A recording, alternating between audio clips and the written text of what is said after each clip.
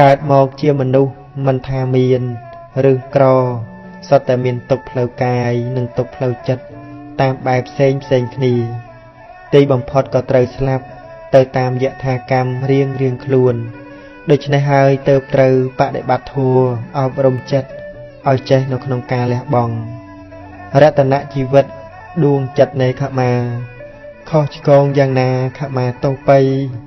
អ្វីបែកអ្វីបាត់ស្ងប់ចិត្តអាល័យឧបនិស្ស័យសូមខ្សែអាសវាសុខស្ងប់ប្រសើរនៅលើយើងគិតរៀបចំជីវិតពិតលើយើងសាងលះការប្រកាន់លះការអួតអាងមានភ័ព្វសំណាងយើងសាងទាំងអស់រកសុខតាមផ្លូវចិត្តចប់បញ្ហាបញ្ញាគឺការយល់ដឹងអំពីជីវិតយល់អំពីការដូរផ្លាស់គ្រប់យ៉ាងព្រមលះបង់អ្វីតាមធម្មតាធម៌ប្រើប្រាស់ជីវិតសាងសេចក្តីសុខស្ងប់គ្រប់គ្រងចិត្តឲ្យស្ថិតនៅក្នុងសេចក្តីចម្រើនចិត្តធ្លាក់ទៅរកកាមគុណដោយទឹកដែលហូរធ្លាក់ទៅកាន់ទីទាបដូច្នោះឯងចំណងក្នុងកាមគុណគឺជារោគផ្លូវចិត្តរោគវង្វេងមានការសម្គាល់ខុសក្នុងអារម្មណ៍ថាស្អាតថាឆ្ងាញ់ថាគួរឲ្យចង់សែបសោយនេះគឺជាអាការៈរោគរាគៈអ្វីដែលបោកបញ្ឆោតសត្វលោកយើងដល់យ៉ាងក្រៃលែងនោះគឺអ្វីដែលយើងហៅថាសេចក្តីសុខនឹងឯងដែលវាជាកាមសុខកំចាត់បងសេនាមីហើយស្ថិតនៅប្រៀបដូចសូរិយោទ័យរស្មីរុងរឿងឯដល់អាកាសមេឃស្រឡះអស់ងងឹតដូច្នោះឯងសូមឲ្យរស្មីនៃពុទ្ធធម៌អតីកោចរភ្លឺល្អសាយសពបញ្ញាឃើញធម៌បវរមេតបបញ្ចប់សង្គ្រាមក្នុងនាមអ្នកឈ្នះត្រូវប្រយ័ត្នធម៌សូត្រល្អតែមាត់ធម៌ពិតប្រកបមិនទុកក្នុងទូត្រូវទុកក្នុងចិត្តប្រព្រឹត្តកិត្តគូរស់ឆាប់ឬយូរបេះដូងមានធម៌មនុស្សដែលជាមិត្តដ៏ពិសេសសំខាន់សម្រាប់យើងគឺជាមនុស្សដែលដឹងចិត្តរបស់យើងយ៉ាងមានជម្រៅហើយតែងឲ្យអភ័យគឺការមិនមានភ័យដល់យើងជានិច្ចមិនថារឿងអ្វីជាអ្វីនោះឡើយថ្ងៃនេះជាថ្ងៃរបស់យើងរីឯថ្ងៃស្អែកគឺមិនប្រកាសឡើយដូច្នេះត្រូវប្រើប្រាស់ថ្ងៃនេះឲ្យបានល្អត្រូវរៀនរស់នៅម្នាក់ឯងឲ្យបានស្ងប់ចិត្តត្រូវចេះលះបង់អ្វីដែលមិនមែនជារបស់យើងហើយសម្លឹងសេចក្តីស្ងប់សេចក្តីសុខណាដែលកើតឡើងក្នុងចិត្តហើយនឹងស្ថិតនៅយឺនយូរកប់ជ្រៅនៅក្នុងសន្តានថែមទាំងជាសភាវៈផុសមកប្រកបឲ្យកើតការរីករាយដល់ចិត្តទៀតនៅពេលដែលនឹករលឹកដល់សេចក្តីសុខនោះគឺជារបស់ទិព្វជារបស់ដ៏មានគុណតម្លៃប្រះចាកភ័យប្រះចាកទោសនិងមានលក្ខណៈផ្ទុយទាំងស្រុងអំពីសេចក្តីសុខនៅក្នុងកាមគុណកាមសុខដែលកន្លងទៅហើយមិនបានផុសមកប្រកបឲ្យកើតការរីករាយដល់ចិត្តទៀតទេមានតែនាំមកនៅការអាឡោះអាល័យស្រណោះស្រណោកស្រងូតស្រងាត់តែប៉ុណ្ណោះព្រោះហេតុដូច្នោះ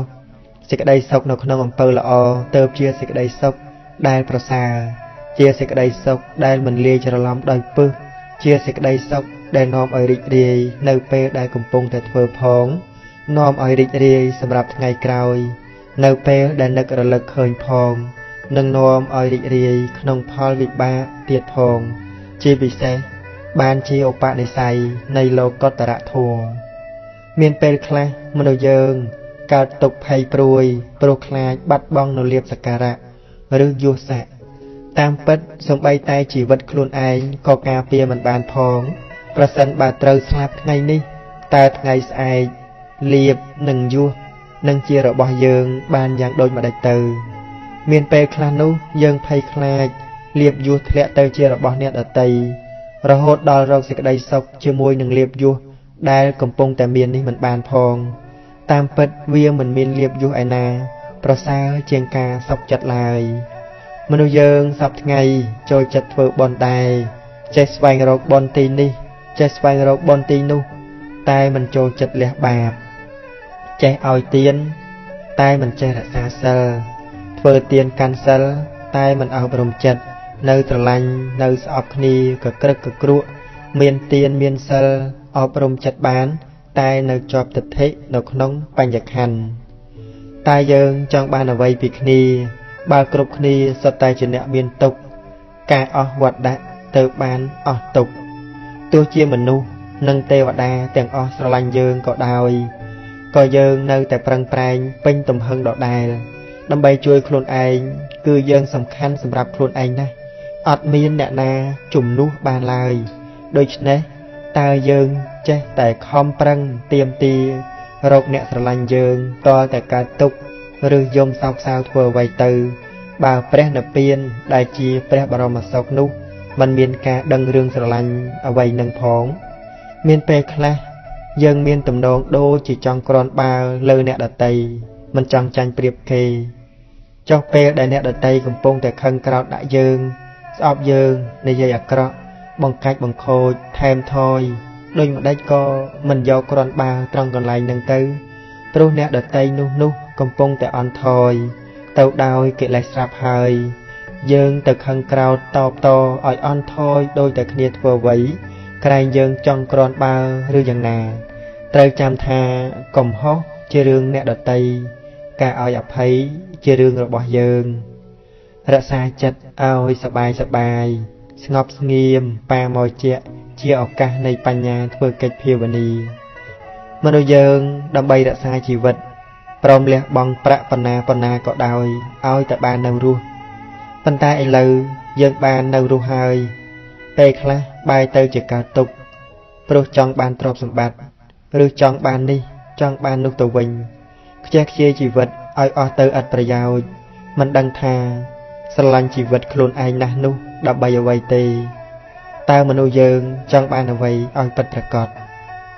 គួរចម្រើនមរណានុសតិឲ្យបានរឿយបើយើងមានមរណានុសតិរឿយយើងនឹងរកសេចក្តីសុខបានងាយ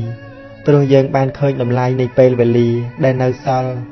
គ្រាន់តែភ្ញាក់ឡើងបានឃើញថ្ងៃថ្មីប៉ុណ្ណឹងយើងក៏មានសេចក្តីសុខទៅហើយដែលមិនបានស្លាប់ពីយប់មិញនៅមានថ្ងៃនេះសម្រាប់យើងធ្វើអ្វីដែលយើងចង់ធ្វើដែលជាអំពើមានប្រយោជន៍នឹងនៅបានឃើញមុខមនុស្សគ្រប់គ្នាប្រកបដោយមេត្តាចិត្តមិនមានស្អប់អ្នកណាឡើយព្រោះយើងមានសេចក្តីសុខដោយការបានត្រឹមតែជីវិតមិនទាន់ស្លាប់ប៉ុណ្ណេះវាគ្រប់គ្រាន់ណាស់ទៅហើយអរគុណបុណ្យដែលបានឲ្យនៅមានជីវិតអរគុណជីវិតដែលបាននៅរស់ធ្វើបុណ្យបន្តទៀតជាមួយគ្នានេះដែរយើងឃើញមនុស្សទាំងឡាយដ៏ច្រើនត្រឡប់ទៅជារកសុខបានដោយលំបាកក្រៃលែងចេះតែត្រូវការនេះត្រូវការនោះនឹងមានកង្វល់ហួងហែងផ្សេងស្អប់គេស្អប់ឯងដោយអត់ចេះស្លាប់យ៉ាងនឹងឯងបាននៅរស់ហើយមិនគ្រប់គ្រាន់ទៀតនេះដោយសារការមិនមាននៅមរណានុសតិនឹងឯងក្នុងលោកនេះមិនមានឡើយនៅសេចក្តីសុខរហូតហើយក៏មិនមានសេចក្តីទុក្ខរហូតនោះដែរគឺមានតែការប្រែប្រួលប៉ុណ្ណោះដែលរហូតជានិច្ចពីមុនមកខ្ញុំតែងគិតថាបើមានគេស្រឡាញ់ទៅបានសុខហើយអស្ចារ្យក្នុងជីវិតទៀតផងឥឡូវខ្ញុំយល់ហើយត្រឹមតែស្រឡាញ់ខ្លួនឯងឲ្យបានល្អទៅក៏មានសេចក្តីសុខហើយដែលសំខាន់គឺទិសដៅមួយថ្ងៃកន្លងទៅអ្នកដែលធ្លាប់រាប់អានគ្នាខ្លះក៏ស្លាប់ខ្លះក៏ចាស់ជរាអ្វីត្រូវពេលវេលាលេបយកទៅអស់អ្នកមានទ្រព្យច្រើនក៏ដូចជាក្របើមិនចេះគ្រប់នោះទេទោះអ្នកមានឫទ្ធិអំណាចធំប៉ុណ្ណាទីបំផុតក៏មិនធំជាងមឈូសដែរដូច្នេះអ្វីជាប្រយោជន៍ដែលត្រូវធ្វើក៏បីធ្វើឲ្យបានលឿនទៅចំណែកអ្វីដែលត្រូវលះបង់ក៏ប្រញាប់លះបង់ឲ្យហើយទៅព្រោះលោកនេះមិនមែនជាស្រុកដែលយើងត្រូវនៅរហូតនោះទេលុតភ្លើងដោយទឹករំលឹកធម្មជាតិលុតក្រោតវិវាទដោយទឹកមេត្តាសន្តោសប្រណីអភ័យករុណាលុតភ្លើងអោរាដោយការលះបង់ចិត្តចង្អៀតនិងចិត្តទូលាយកូនជាទីស្រឡាញ់មនុស្សខ្លះសំបីក្រីក្រទ្រព្យសម្បត្តិប៉ុន្តែគាត់មានគ្នាច្រើនមានពួកផងរបងជាមួយមកអ៊ូអែនៅពេលដែលគាត់មានការអ្វីនោះគឺគេតែងតែមកជួយគាត់ម្ល៉េះហើយការងារលំបាកក៏ទៅជាងាយស្រួលចំណែកបុគ្គលខ្លះមានទ្រព្យច្រើនមានយសស័ក្តិធំដុំ តែបែរជាខ្វះញាតិខ្វះគ្នាខ្វះពួកផងដល់ទៅថាពេលខ្លះមានមនុស្សច្រើនមែនមកចោមរោមតែនៅក្នុងសភាពទុកចិត្តមិនបានច្រើនព្រោះមកចោមរោមរកផលប្រយោជន៍ប៉ុណ្ណោះមនុស្សពីរប្រភេទនេះពិនិត្យរកមើលទៅឃើញហើយមិនខ្វះទេក្នុងសង្គមបច្ចុប្បន្នតាមដែលពិតនោះគ្នានេះសំខាន់ណាស់មានការចាំបាច់នៅក្នុងសង្គមគឺត្រូវធ្វើការជាមួយគ្នាត្រូវតាក់ទងគ្នាបើមិនរឿងនេះក៏រឿងនោះដែរហេតុអ្វីដែលធ្វើឲ្យមនុស្សយើងមានគ្នាច្រើនស្រឡាញ់ស្មោះចំពោះគ្នាមានទឹកចិត្តចង់ជួយគ្នាពិតរក្សាគ្នាទៅវិញទៅមកពេលមានការចាំបាច់ក៏មកជួយដោយមិនចាំបាច់ហៅរកហើយមានអ្វីបន្តិចបន្តួចក៏ហុចគ្នាគឺព្រោះហេតុមកអំពីមានចិត្តទូលាយនោះឯងមនុស្សចិត្តទូលាយរមែងមានគ្នាច្រើនផ្ទុយអំពីមនុស្សដែលអត់ទឹកចិត្តជាមនុស្សចិត្តចង្អៀតមនុស្សចិត្តចង្អៀតរមែងខ្វះនៅគ្នានៅពេលចាំបាច់នឹងរកមនុស្សមកជួយបានដោយលំបាកកាលកូនដឹងដូច្នេះហើយក៏សូមឲ្យកូនជាមនុស្សចិត្តទូលាយកុំជាមនុស្សចិត្តចង្អៀតមានអ្វីជួយអ្នកដទៃបានក៏ជួយទៅកុំកំណាញ់កុំស្ដាយព្រោះនេះជាទឹកចិត្តបុណ្យរបស់កូនអ្នកណាកើតទុករឿងអ្វីល្មមកូនជួយបានក៏ជួយទៅយ៉ាងហោចណាស់ក៏ជួយឲ្យកម្លាំងចិត្តគេដែរមនុស្សយើងពេលមានទុកបានឃើញអ្នកដទៃមកសាកសួរដោយអើពើមកជួយផ្ដល់កម្លាំងចិត្តឲ្យក៏មានទឹកចិត្តតស៊ូក្នុងជីវិតមិនត្រមងត្រមោចកណ្ដោចកណ្ដែងកើតមកជាមនុស្សកូនហើយធ្វើម៉េចនឹងឲ្យមានសុខសមតាមប្រាថ្នាជារហូតទៅបាននោះគង់តែមានថ្ងៃដែលត្រូវមានទុកខ្លះជាពំខានដល់ថ្ងៃមានទុកមកដល់កូននឹងបានដឹងដល់ទឹកចិត្តរបស់មិត្តភក្តិគ្នាពួកផងរបងជាមួយនោះថាជាទឹកថ្នាំដ៏វិសេសសម្រាប់លាបស្រឡាបដល់ចិត្តសន្តានរបស់កូនឲ្យកក់ក្ដៅឲ្យកើតការសង្ឃឹមនិងឲ្យមានព្យាយាមតស៊ូជំនះឧបសគ្គយ៉ាងពិតប្រាកដចិត្តយើងចិត្តគេកូនជាទីស្រឡាញ់ការនៅរួមជាមួយអ្នកដទៃមិនថានៅរបៀបជាភរិយាស្វាមីជាគ្រួសារមេត្តាបិតាកូនប្រុសស្រីជាញាតិមិត្តជាអ្នករួមការងារឬជាអ្នករួមសង្គមនោះឡើយគឺកូនត្រូវរំពឹងដល់ចិត្តបំណងសេចក្តីប្រាថ្នារបស់អ្នកដទៃនោះនេះជាការសំខាន់យ៉ាងក្រៃលែងនឹងនៅជាមួយគ្នាបានយូរឬមិនយូរសុខសប្បាយឬក្តៅក្រហាយគឺនៅត្រង់ចំណុចសំខាន់នេះឯងការយកចិត្តគេមកប្រៀបនឹងចិត្តយើងនិងយកចិត្តយើងទៅប្រៀបនឹងចិត្តគេនេះជាកិច្ចដែលគួរធ្វើយើងធ្វើអ្វីក៏ដោយត្រូវរំពឹងដល់ផលប៉ះពាល់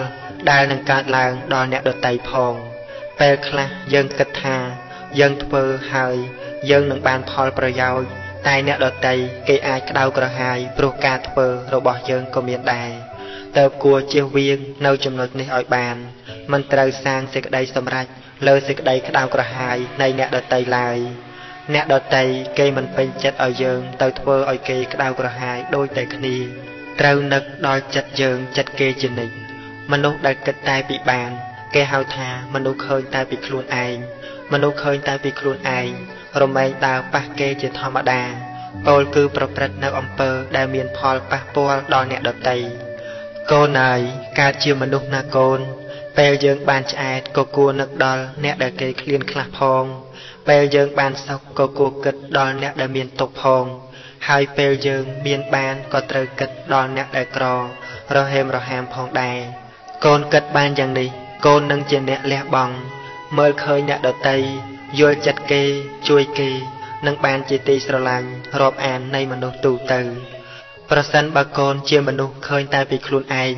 កូននឹងនៅតែឯងព្រោះខ្វះការរាប់អានពីអ្នកជិតខាងជាដើមពេលកូនមានទុក្ខមានរវល់មិនមានអ្នកណាមកឈឺឆ្អាលឡើយចាំទុកណាកូនសម្លាញ់ចិត្តយើងចិត្តគេកូនត្រូវរិះរេខ្នន់ខ្នេឲ្យច្បាស់កុំតាមចិត្តពៀលតាមព្រះតម្រាស់ព្រះធម៌ល្អណាស់កូនត្រូវបដិបត្តិចិត្តគេចិត្តយើងបើមានអ្នកឡើងកូនត្រូវកំចាត់បើចង់បានសុខកូនត្រូវហ្វឹកហាត់រស់ដោយប្រយ័ត្នទៅផុតអន្តរាយខ្លួនជាឧបមាចម្រើនមេត្តាតោសារំសាយឲ្យសុខខ្លួនឯងនិងសត្វទាំងឡាយសុខនៅមិនឆ្ងាយរកឃើញក្នុងចិត្តតស៊ូអត់ធន់ទោះធ្ងន់ឬស្រាលកូនជាទីស្រឡាញ់មនុស្សដែលខំប្រឹងប្រែងធ្វើការសុចរិត ដើម្បីលើកស្ទួយជីវភាពរបស់ខ្លួននិងគ្រួសាររហូតដល់បានសម្រេចសមរម្យនោះជារឿងដែលគួរឲ្យសរសើរណាស់តាមពិតក្នុងលោកនេះអ្នកដែលបានទទួលនៅទ្រព្យមរតកស្រេចស្រាប់តែម្ដងដោយខ្លួនឯងមិនបាច់ប្រឹងប្រែងអ្វីនោះមានតិចអ្នកទេដោយច្រើនគឺចាប់ផ្ដើមពីការលំបាកទៅមុនឯទ្រព្យមរតកបានត្រឹមតែកម្លាំងស្មងកម្លាំងចិត្តនិងចំណេះដឹងក្នុងមុខវិជ្ជាផ្សេងៗប៉ុណ្ណោះពោលគឺមិនបានទទួលនៅមរតកអ្វីជាទ្រព្យសម្បត្តិមាសប្រាក់ឲ្យធំដុំនោះឡើយសំខាន់ណាស់ទៅហើយដែលមរតកនោះគឺជាជីវិតកម្លាំងកាយចិត្តនិងចំណេះវិជ្ជា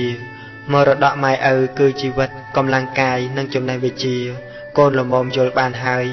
ឯចំណែកមរតកគឺកម្លាំងចិត្តបានដល់ទឹកចិត្តតស៊ូព្យាយាមដែលម៉ែឪបានបង្ហាត់បង្រៀន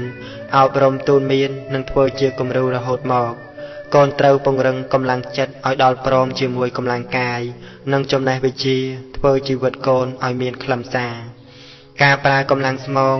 និងទឹកចិត្តប្រឹងប្រែងតស៊ូក្នុងជីវិតអត់ធន់ចំពោះការងារមិនរួញរាចំពោះឧបសគ្គទើបអាចបានដល់នៅឋានៈដ៏ប្រសើរ